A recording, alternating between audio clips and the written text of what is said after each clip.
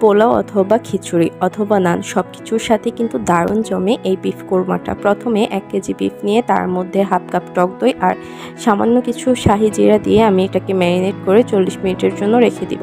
এবার প্যানে পরিমাণ মতো তেল দিয়ে তার মধ্যে এলাচ, দারুচিনি, লবঙ্গ, তেজপাতা, স্টার আনিস, গোলমরিচ আর একটা কালো এলাচ দিয়ে পরিমাণ মতো পেঁয়াজ কুচি দিয়ে গোল্ডেন ব্রাউন করে ভেজে নিব।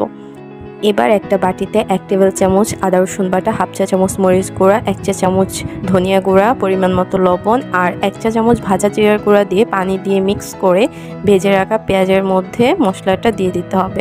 তারপর অল্প পানি দিয়ে মশলাটা খুব ভালো করে কষিয়ে নিতে হবে। মশলাটা কষানো হয়ে গেলে ম্যারিনেট করে রাখা বিফটা দিয়ে নেড়ে চেড়ে মিশিয়ে নিতে হবে। এবার ঢাকনা দিয়ে ঢেকে দিতে হবে মাংসের গা থেকে পানি ছেড়ে আসা পর্যন্ত। মাংসের গা থেকে পানি ছেড়ে আসলে সেটা ঢাকনা দিয়ে রান্না করতে হবে পানিটা শুকিয়ে যাওয়া পর্যন্ত। পানি শুকিয়ে এলে এর মধ্যে বাদাম বাটা অ্যাড করতে হবে। আমি এখানে কাজু বাদাম, কাঠবাদাম আর কিশমিশ একসাথে পেস্ট করে নিয়েছি। এবার সব কিছু আবারও ভালো করে মিক্স করে সিদ্ধ হওয়ার জন্য যতটুকু পানি প্রয়োজন আমি এখানে অ্যাড করে নিচ্ছি গরম পানি। মাংসটা সিদ্ধ হয়ে এলে এর মধ্যে কয়েকটা কাঁচামরিচ, পেঁয়াজ বেরেস্তা, 1 চা চামচ ঘি আর সামান্য কয়েক ফোঁটা কেওড়া জল দিয়ে এটাকে একদম লো ফ্লেমে ঢাকনা দিয়ে ঢেকে রাখতে হবে আরও কিছুক্ষণ।